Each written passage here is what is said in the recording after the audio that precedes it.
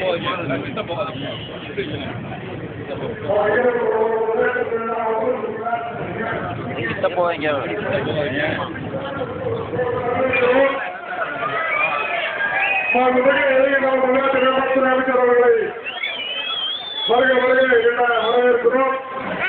கொஞ்சம் பின்னாடி இந்த மாபெரும் ஜல்லிக்கட்டு நிறுவனத்துக்கு அத்தனை உதவிகளையும் கிராமத்தில் 17/1/2024 அன்று தமிழக பாரம்பரிய வீர விளையாட்டான ஜல்லிக்கட்டை கொண்டாடிடவும் நமது கலாச்சாரத்தையும்